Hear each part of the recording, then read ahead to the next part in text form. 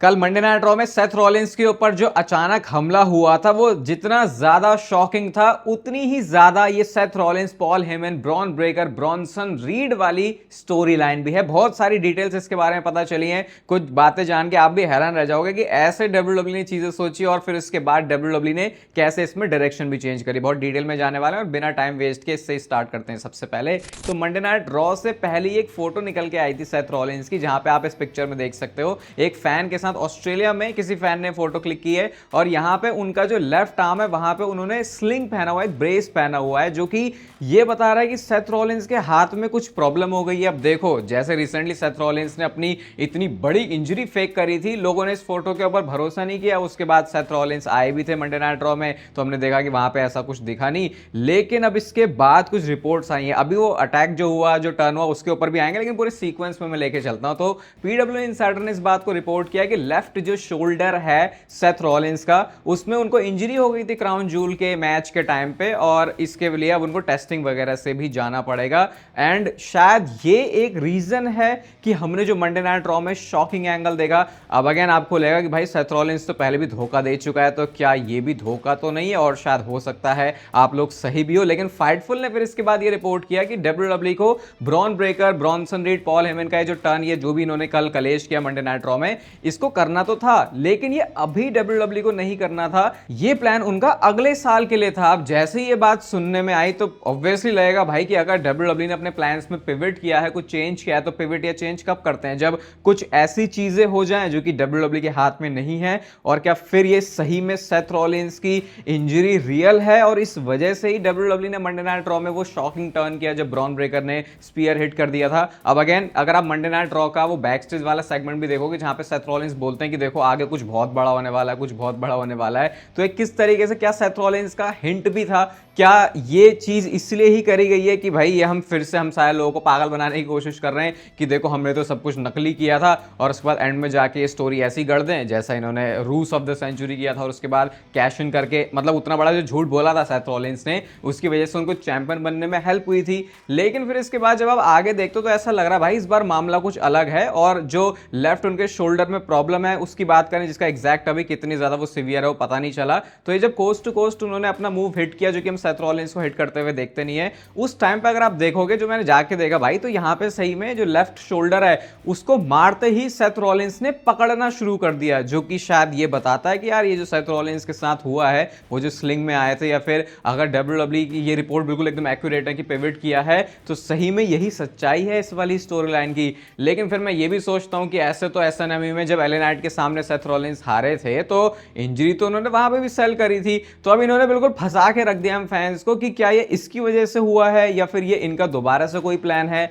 या सही में ब्रॉन ब्रेकर से ये और ये ब्रॉनसन रीड, पॉल हेमन का टर्न हो चुका है। तो ये स्टोरी लाइन तो यहां से देखो और इंटरेस्टिंग होते हुए जा रही है। यूजुअली हम जब किसी स्टोरी लाइन के बारे में और डेप्थ में जाते हैं तो लगता है कि यार अब समझ में आ रहा है कि अच्छा ये डब्ल्यूडब्ल्यू की डायरेक्शन है, आगे उनका ये प्लान होगा, लेकिन यहां से मामला कॉम्प्लिकेटेड ही होता जा रहा है। और ब्रॉन ब्रेकर का रिएक्शन भी अगर आप देखोगे तो अपने इंस्टाग्राम पे उन्होंने ये फोटोज को पोस्ट किया और कह रहे हैं कि इतना एग्जैक्ट, अगर हमको कैप्शन पढ़ोगे तो लिखते हैं the vision has never been more clear. तो मतलब कि अब तो उनको जो नज़ारे हैं आगे के वो सारे के सारे दिख रहे हैं। और नज़ारे किसकी बात हो रही है, ये एक फुटेज भी आई है उनकी, फोटोज में आपको दिखा दूंगा, जब उन्होंने बिल्कुल तोड़ फोड़ दिया मंडे नाइट रॉ में। उसके बाद जब रॉ ऑफ एयर चली जाती है तो वहां पे जो सेथ रॉलिंस की वर्ल्ड हेवीवेट चैंपियनशिप है उसको उन्होंने पकड़ा, अपने कंधों पर रखा और क्राउड ने उसके ऊपर रिएक्शन भी दिया, और उसके बाद उस चैंपियनशिप को लेके ब्रॉन ब्रेकर वहां से चले ही जाते हैं। तो ये तो इसी बात को एस्टैब्लिश कर रहा है कि भाई ब्रॉन ब्रेकर को बहुत हो गया था, उसने बहुत बकवासें सुन ली थी सेथ रॉलिंस की, उसका दिमाग खराब हो गया। उसे पता है कि वैसे भी वो सेथ रॉलिंस को तो फेर ही देगा, क्योंकि अगर आप स्टोरी लाइन में देखोगे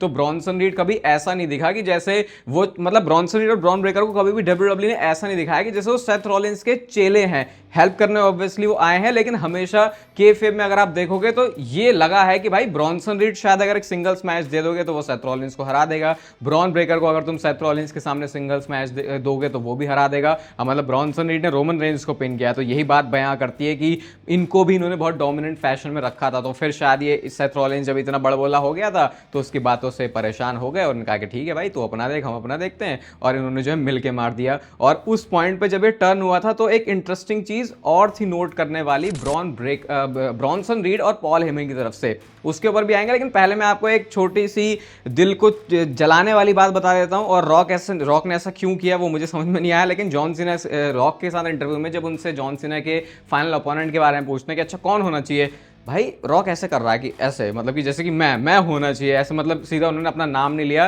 भाई रॉक को भी पता है यार वो कहाँ ही आने वाला है, मूवीज वगैरह में बिजी है, तो ये फैंस के दिलों और इमोशन के साथ खेलना और खिलवाड़ करने जैसा हो जाएगा। लेकिन फिर यहाँ पे रॉक ने इस बात को कंफर्म किया, जो कि आई थिंक अब बताता है कि सच कौन बोलता है, ट्रिपल एच या फिर जॉन सीना, क्योंकि ये बोलते रहते हैं ना, ट्रिपल एच कहता है कि भाई जॉन सीना के हाथ में सब कुछ है, जॉन सीना कहता है कि मैं तो जो WWE वाले बोलते हैं वही करता हूँ। तो रॉक ने बोला कि मेरा थोड़ा सा टाइनी इन्फ्लुएंस है, और भाई रॉक उस टाइनी इन्फ्लुएंस को तुम टाइनी इन्फ्लुएंस ही रखना, छोटा सा ही रखना, क्योंकि तुम्हारे इन्फ्लुएंस की वजह से ऑलरेडी हमारे इतने बड़े इन्फ्लुएंसर का जो फेयरवेल टूर है उसमें बहुत कुछ गड़बड़ ऊपर नीचे मामला हो गया था। तो उन्होंने कहा कि देखो इस पॉइंट पर जो जॉन सीना को चाहिए वही वो करता है, उसी का से होता है करने के लिए, उसमें ज्यादा ट्रिपल एच का निक खान कैसे कोई लेना देना नहीं है। ये बात रॉक ने बोली, तो ये थोड़ी सी हमको और क्लैरिटी दे रही है। और थोड़ा आपके दुख दर्द और बढ़ा दूं क्या, क्योंकि जॉन सीना आज से ठीक 60 दिन के बाद रिटायर हो जाएंगे। 13 दिसंबर को वो होने वाला है, 13-14 थोड़ा टाइमिंग ऊपर नीचे होती है यूएस और इंडिया के हिसाब से। और इन 60 दिनों में 4 अपीयरेंसेस ही बाकी रह गई हैं, जो कि मैंने आपको बताई हैं। 2 मंडे नाइट रॉ की हैं, एक सर्वाइवर सीरीज की है, और फाइनल फिर सैटरडे नाइट्स मेन इवेंट जो उनका लास्ट मैच होगा। तो अब बस कुछ ही दिन रह गए हैं, यहाँ पे हम अप्रिशिएट ही कर सकते हैं। और मैं बोलूँगा कि काफ़ी अच्छा सा इंप्रेशन तो बना दिया है अब जॉन सीना के फेयरवेल टूर का, ये लास्ट में आते आते, क्योंकि क्राउन ज्वेल में जो धाकड़ एजे स्टाइल्स और जॉन सीना का मैच हमने देखा था। अब सेथ रॉलिंस की पूरी भसड़ में इस बात को अपने दिमाग से मत निकालना कि सीएम पंक बन चुका है नंबर 1 कंटेंडर और वर्ल्ड हेवीवेट चैंपियनशिप के लिए उनका मैच होने वाला। और मैंने आपको बताया भी था कि सैटरडे नाइट्स मेन इवेंट जो कि 1 नवंबर वाला है, वहां पे WWE ने प्लान, अभी ऑफिशियल नहीं हुआ लेकिन इनसाइडर्स की तरफ से हमको पता चल गया था पहले, और वैसे हमने रॉ में देखा भी क्योंकि सीएम पंक उस मैच को जीत गए। तो क्या अब सीएम पंक के पास वो वर्ल्ड हेवीवेट चैंपियनशिप सही में आने वाली है, क्योंकि अब सेथ रॉलिंस के पास कोई साथी तो है नहीं। अगर ये स्टोरी लाइन जो हमने देखी है वही सच है तो सेथ रॉलिंस को बचाने के लिए तो कोई आएगा नहीं, और बचाने के आएगा हो सकता है उनका टाइटल लुटवाने के पीछे ये ब्रॉन ब्रेकर, ब्रॉनसन रीड और पॉल हेमन काम करें। तो क्या वो चैंपियनशिप जाने वाली है सीएम पंक के पास में और सेथ रॉलिंस के पास से वर्ल्ड चैंपियनशिप लुट जाएगी? अगर ये चीज हो रही है तो इसका मतलब ऑब्वियसली सीएम पंक चैंपियनशिप को कैप्चर करेंगे, वो जो कैश इन उनके ऊपर हो गया तो उसका थोड़ा सा बदला भी लेंगे। लेकिन अगर आप थोड़ा लॉन्ग रन में देखते हो तो रेसलमेनिया 42 जो कि लास वेगस से है, वहां पे रोमन रेंस और सेथ रॉलिंस का मैच वर्ल्ड हेवीवेट चैंपियनशिप के लिए बहुत ज्यादा रूमर्स और स्पेकुलेशन में है। तो क्या ये मैच स्टिल होगा? क्योंकि मेरे को तो अभी समझ में नहीं आ रहा कि अगर सेथ रॉलिंस के साथ ब्रॉन ब्रेकर और ब्रॉनसन रीड नहीं है तो अब ये बंदा कैसे आगे वर्ल्ड चैंपियनशिप के साथ जाएगा। ऐसा नहीं कि वो जा नहीं सकता, मतलब एक तो पहले ही चैंपियन होने का बर्डन होता है आपके ऊपर, उसके बाद अब जब ब्रॉन ब्रेकर और ब्रॉनसन रीड जैसे ये सांड लोग भी आपके पीछे पड़ गए हैं तो फिर कितने ही टाइम तक आपके पास वो चैंपियनशिप रहेगी। तो मतलब मैं तो भाई लास वेगस में ये रोमन रेंस और सेथ रॉलिंस का वर्ल्ड चैंपियनशिप का मैच ही कंसिडर करूंगा देखना, क्योंकि मेरे को ये ज़्यादा मैच एक्साइट करता है। पूरे इसकी पीछे की कहानी में बहुत बार रिपीट कर चुका हूँ चैनल पे, बट देखते हैं WWE क्या इसको लेकर प्लान करेगी। और रोमन रेंस की बात चल रही है तो वही मुझे फनी सी चीज़ लगी तो सोचा आपके साथ भी शेयर कर देता हूँ। हमेशा रोमन रेंस की पिटने के बाद मैचेस में या फिर किसी सेगमेंट में सेलिंग कैसे होती है, यहाँ पे आप देखो बिल्कुल औंधे मुंह, जिसको हिंदी में हम कहते हैं ना गिरना पड़ना, वैसे रोमन रेंस गिरे पड़े हुए हैं। और फिर किसी ने बहुत अच्छा इसको मिला के भी बनाया कि देखो जो पूरी ब्लड लाइन के लोग हैं वो सारे के सारे ही ऐसे करते हैं। जिमी उसो भी ऐसे ही पड़ा है, जे उसो भी ऐसे ही पड़ा है, रोमन रेंस तो पड़ा ही है, और फिर नेओमी भी पड़ी हुई है। तो कहते हैं कि ये तो इनके खून में ही है कि पिट पिटाने के बाद ऐसे गिरना। और ये छोटी छोटी चीजें वैसे होती हैं जो कि उस सेलिंग को या फिर वो स्टोरी टेलिंग को अच्छा बनाती है। जैसे मैंने कल बोला नहीं था, जे उसो ने आके बचाया जिमी उसो को, लेकिन कितना भद्दा बचाया वो लगता भी नहीं कि बचाया कि नहीं। ये होती है कुछ सेलिंग। वैसे जे उसो तो यहाँ भी उल्टा नहीं गिरा, सीधे मुंह ही गिरा है। चलो भाई अब बड़े इंटरेस्टिंग मुद्दे के बारे में बात करते हैं, और ये मुद्दा सेथ रॉलिंस और उनकी विजन से ही जुड़ा हुआ है। तो कुछ चीजें नोटिस की गई हैं कल की मंडे नाइट रॉ से, मैं आपको एक एक करके बताता हूं। सबसे पहले कल जब सेथ रॉलिंस अपनी पूरी गैंग के साथ आए तो हमने विजन के लिए पूरा नया टाइटनट्रॉन देखा। इवन जब वो निकल के भी आए थे तो विजन पूरा लिखा हुआ आया। तो अब सोचो सेम शो पर जब पहली बार विजन के लिए टाइटनट्रॉन आ रहा है, उनका ऐसा नाम लिखा हुआ आ रहा है, उसी वाले शो में ऐसा कैसे हो सकता है कि जो टर्न है वही उनका हो गया और जो टीम है वही स्प्लिट हो गई। और ये ऐसा नहीं लग रहा है कि बहुत ही प्रीमेच्योर हो गया कि WWE, हमें लग रहा था कि स्टोरी लाइन और ज्यादा फलेगी फूलेगी, उसके बाद ये होगा, छोटी छोटी टेंशन होंगी, और उसके बाद में भी हो सकता है किसी रेसलमेनिया सीजन के आसपास जाके। इवन कुछ लोगों का तो ये भी मानना था कि ये तो सालों साल अभी चलनी चाहिए क्योंकि ये ग्रुप आगे जाके डोमिनेट कर सकता है और स्टोरी लाइन भी काफी अच्छी कर सकता है। तो फिर ये ऐसे कैसे हो गया? और देखोगे तो भाई बात भी सही है कि यार मतलब अभी तो तुम टाइटनट्रॉन लेके आए हो और अचानक से तुमने टर्न कैसे कर दिया। लेकिन फिर अगर आप डीप में जाओगे तो दूसरी साइड एक और चीज बताती है, और वो क्या चीज बताती है, हमने पहले भी ऐसे सेगमेंट्स बहुत बार देख लिए। जैसे पॉल हेमन ने बोला कि भाई अगर तुम कोडी रोड से नहीं जीते सेथ रॉलिंस तो भाई तुम्हारे अस्तित्व के ऊपर ही सवाल आ जाएगा कि ये जो विजन वाला पूरा ग्रुप है ये लेके क्यों आए थे। ब्रॉन ब्रेकर और ब्रॉनसन रीड का जो ट्रस्ट है वो तुम्हारे ऊपर से निकल जाएगा। और ब्रॉक लेसनर वाली बात कोई भूलना मत, क्योंकि जब कोडी रोड्स ने पूछा था कि क्या सेथ रॉलिंस ये अलाउ कि ये मतलब ये तुम्हारे बीच में हो गई थी सेटिंग, ये बात हो गई थी कि ब्रॉक लेसनर को जाके ये बंदा इंट्रोड्यूस करेगा, फिर सेथ रॉलिंस कहता है कि हाँ हाँ मुझे पता था ऐसा है। लेकिन वो जो हाँ बोला था या जो स्टोरी लाइन के अगर नजरिए से देखोगे तो देख के ऐसा लगा नहीं कि जैसे सेथ रॉलिंस को सही में चीजें पता थी। वो तो बस ऑन स्क्रीन कि ये सारे लोग गुड टर्म्स पर हैं, सब कुछ इनके बीच में सही है, कोई डिस्प्यूट नहीं चल रहा, इस वजह से सेथ रॉलिंस ने बोला था। तो अगर आप देखोगे तो डब्ल्यूडब्ल्यू ने बिल्ड बनाना तो शुरू कर दिया था। फिर मंडे नाइट रॉ में इतने सारे उन्होंने हिंट्स भी ड्रॉप करे थे। वो कहते हैं कि मैं जो है खुद ही मैं मतलब क्या बोला था, मैं खुद ही अपने दम पे सब कुछ कर सकता हूं, मुझे किसी की जरूरत नहीं है। और जिस मूवमेंट की बात कर रहा हूं मैं, जो कि स्टोरी लाइन के नजरिए से बहुत इंपॉर्टेंट है, वो क्या है,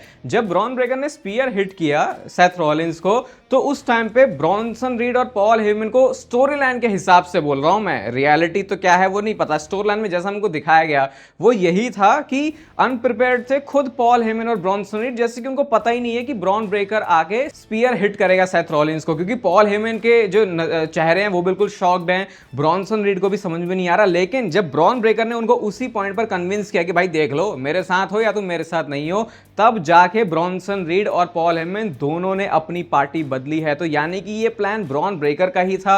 उनको सेथ रॉलिंस की बातें समझ में नहीं आई, अच्छी नहीं लगी, और उसी टाइम पर उन्होंने डिसाइड किया कि भाई मुझे अब इसको मारना है। और क्योंकि ब्रॉन ब्रेकर ने टर्न कर लिया तो पॉल हेमन और ब्रॉनसन रीड का ऐसा कोई प्लान तो नहीं था, लेकिन उनको लगा कि अच्छा ब्रॉन ब्रेकर ने कर लिया है, वैसे ही बातें तो इसने उल्टी सीधी बोली दी हैं, तो चलो हम भी इसकी साइड हो जाते हैं। तो थोड़ा सा जो आप बोल सकते हो इसमें जो इन्फ्लुएंस करने का काम था वो ब्रॉन ब्रेकर का ही था। और उन्होंने पहले डिसीजन मेकिंग करी कि भाई मैं सेथ रॉलिंस के अगेंस्ट जाऊंगा, जो कि ब्रॉन ब्रेकर को अपने आगे फ्यूचर के लिए बहुत मैसिव वे में स्टैब्लिश करता है कि वो सेथ रॉलिंस के अगेंस्ट ऐसे कैसे गया, और उसके बाद मतलब थोड़ा उनको अलग दिखाएगा। और जो हम कहते भी हैं कि अभी तो चलो ग्रुप में था ब्रॉन ब्रेकर तो लग रहा था कि अच्छा ठीक है ऐसा है, लेकिन अब जिस तरीके से उसने अपना मूव किया, पहला मेजर मूव हम बोलेंगे ब्रॉन ब्रेकर की तरफ से इतनी मेजर स्टोरी में, तो अब आगे के लिए उनके लिए तगड़ा पुश तैयार होता है। और ये बात अपने दिमाग से मत निकालना, जो कि इस पूरे डायनामिक को सबसे ज्यादा इंटरेस्टिंग बनाता है, कि पॉल हेमन गुड टर्म्स पर हैं ब्रॉक लेसनर के साथ, और अब सेथ रॉलिंस इस ग्रुप से गायब है। तो क्या हमारे लिए डब्ल्यूडब्ल्यूई की हिस्ट्री की हम इसे बोल सकते हैं मोस्ट डोमिनेंट फैक्शन, या फिर मोस्ट डोमिनेंट फैक्शंस में से एक ये बोल सकते हैं, क्योंकि जब ब्रॉक लेसनर आएंगे पॉल हेमन के साथ, और ब्रॉक लेसनर पॉल हेमन के साथ होंगे Bronson Reed and Bron Breakker. Just imagine इन लोगों की स्ट्रेंथ, इन लोगों की एथलेटिक एबिलिटी, ये रिंग में कैसे हैं, ये क्या कर सकते हैं, और इतना अच्छा माउथ पीस पॉल हेमन है। तो क्या एक नया लीडर मिला है विजन को। ऑब्वियसली ब्रॉक लेसनर किसी भी तरह से ग्रुप में फिट नहीं होते, लेकिन क्योंकि ऑलरेडी वो पॉल हेमन के साथ अच्छे टर्म्स पर हैं, तो शायद डब्ल्यूडब्ल्यूई इनकी एक स्टोरी आगे चला सकती है। क्योंकि हमको ये चीज तो डब्ल्यूडब्ल्यूई ने क्लियर बताई है कि पॉल हेमन और ब्रॉक लेसनर की यारी दोस्ती है। क्योंकि अगर उनको वैसा ना बताना होता, ना दिखाना होता, तो अभी कोई जरूरत नहीं थी कि पॉल हेमन और ये ब्रॉक लेसनर का वो सेगमेंट लेके आते और पॉल हेमन जाके रसल पलूजा में इंट्रोड्यूस करते। तो वो उन्होंने चीज करी शायद आगे की चीजों को कंसिडर करते हुए। और फिर अगर आपको ऐसा नजारा दिख रहा है कि पॉल हेमन है और उनके साथ में उनके क्लाइंट्स, बोल सकते हो भाई क्या ही ये तो बिल्कुल ही भारी भरकम सी टीम है, जहां पे